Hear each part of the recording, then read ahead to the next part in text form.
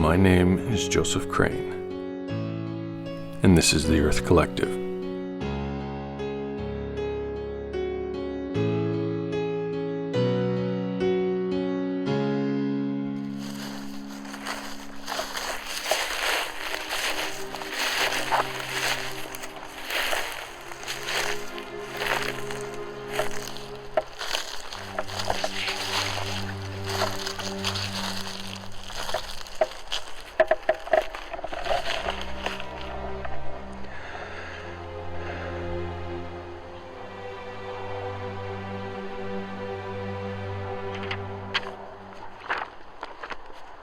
Mary Carther, Jaron Carther, Corey Flynn, Kyle Mitchell, Sisto Baker, Sanjaya Baldaniti, Mjalden Morena, Alton Samsa, Nanook, Sifa Numitar, Aita Kipling, Louis Albrici, Awinash Rains, Nora Ajan, Gary Biondini, Emma.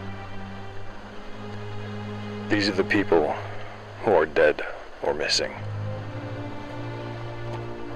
At least the ones that I know of.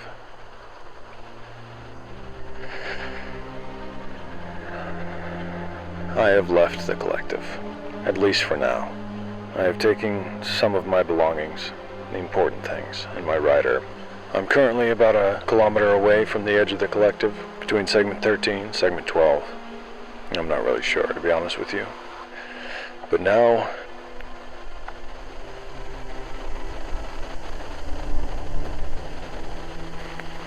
I stand in a sea of trees. I left for many reasons, but one of them being I didn't know who I could trust. After what happened with that girl and Arthur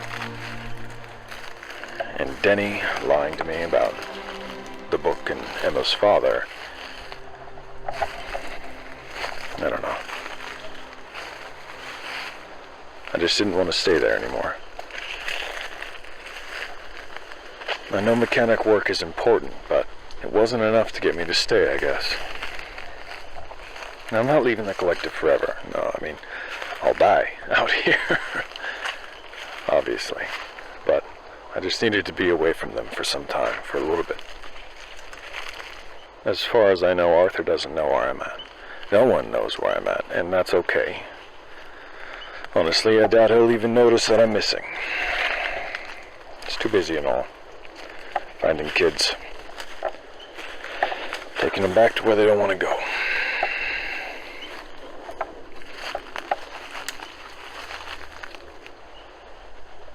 I told my master mechanic that I was going to be gone for a while.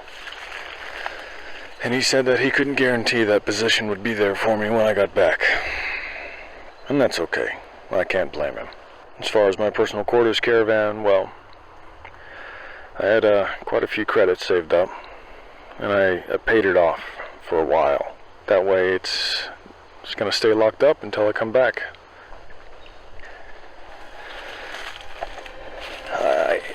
I know I started this broadcast to bring you the history of our people. And now you know of us. If you've listened to this, then you know of us. Now we won't be forgotten. There's more to this planet than just the collective, and I've found that out recently. With the long line of cars and Emma's father's evidence that he has. Speaking of Emma, the last I heard of her when my battery died from my broadcasting equipment, I think Master Musio, the master scientist, woke up. And I think he discovered her and she stopped broadcasting, and that was the last I've heard of her. The entire time I went out on that scouting trip and searched for that girl, I was trying to call out to her, try to hail her, get her attention on the radio. I've heard nothing since. I don't know what's happened to her. I don't know if she's been cast, if she's been killed, reassigned to a different area. I don't know. I want to find out if what her father found was true, but I don't want to get anyone else hurt. I've come out here just to spend some time alone. That way that can't happen. Where I'm at right now, as I said, is called the Sea of Trees. It's a thick collection of trees that grow very close together. Dense wildlands with hundreds of different types of creatures. I'm sure you can hear them in the background, singing and making noise. Some of those creatures are dangerous, but I got myself a bow before I came out here. But I got what they like to call a hand cannon. It's kind of like the guards' guns, but it's not as complex. It's very simple. It has a large barrel, a large round, and then one shot at a time. What it's used for is essentially protecting myself if I were to run into something a bit more dangerous than the Avior is out here. I have to admit, being this far out from the collective is strange. I've been out in the wilderness before. I've been on scouting trips. Me and Arthur found the Green Ruins. This is different. I've been out here for, I don't know. I have my chrono, but honestly, I haven't been paying attention. I'm thinking 4, 5, 8 shifts, 10 shifts, 12, maybe. It's strange to be out here, out in the middle of nowhere, after being surrounded so long by everyone.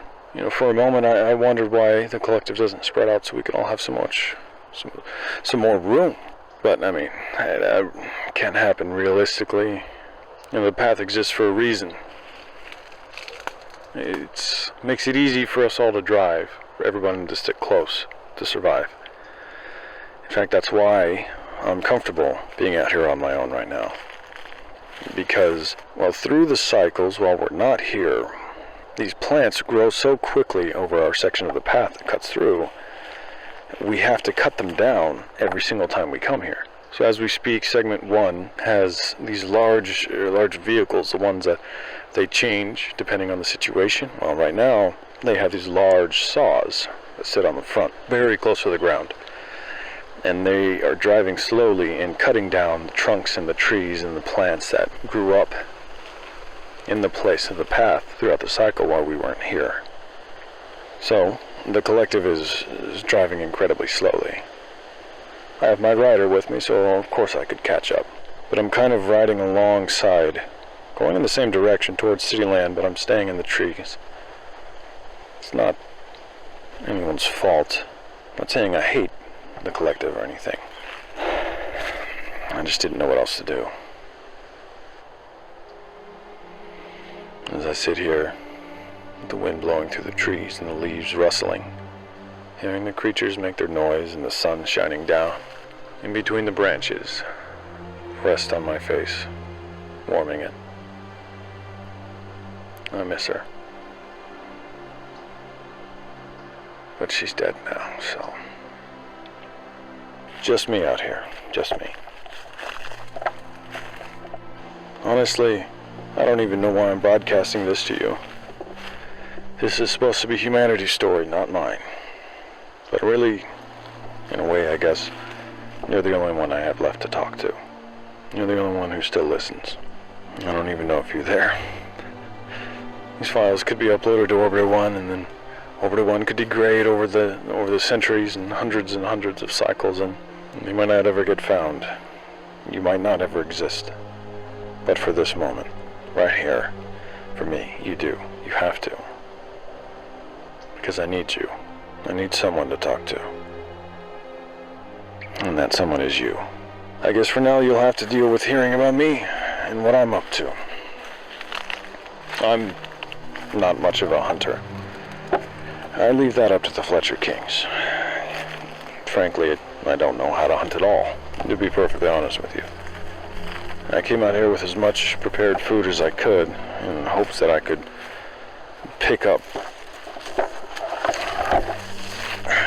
hunting as best as I could. I could find particularly slow or stupid animals. I know that's relying on my luck quite a bit, but we'll see if it happens.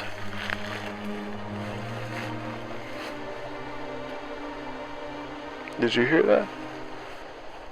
I know you can't answer me, but you're listening just like I am. Oh, right. How are you listening? You're probably wondering that. Well, I built a new radio. It's kind of like the ones that we carry around in our pockets to talk to each other, except it's got a lot more juice. It shoots a signal all the way up to orbiter 1, hopefully. Again, I don't know, but hopefully. It's big, it's heavy, but I pulled down my solar panel off the top of my PQ, and I hooked it up. I strapped it to my pack, the one I carry on my back, essentially, and I let that sit in the sun. We're coming out of the cloudburst region now, so the sun is more plentiful. And I let that sit in the sun, and it recharges the batteries. The batteries are heavy. Very, very heavy. But,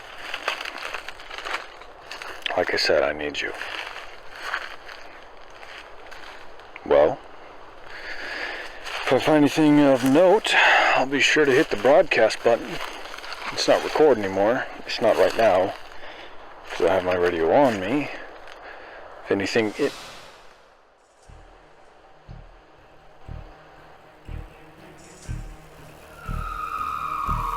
No.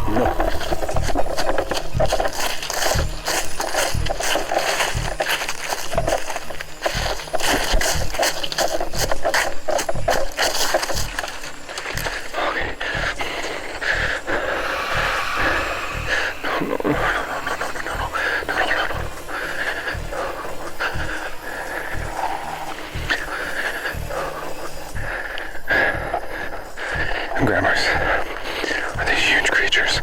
They live in the forest. When they have long legs, when they stand up, they're taller than the trees. And then the ancestors used to be out in the forest. And the grammars would just peer up from behind a tree and grab them. I think there's one following me now. That's what that scream was.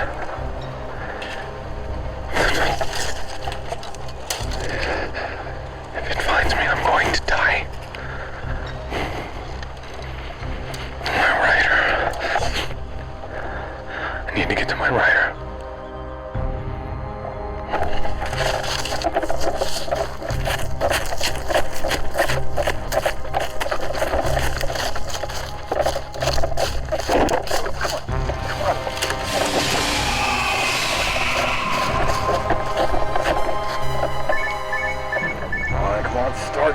Start.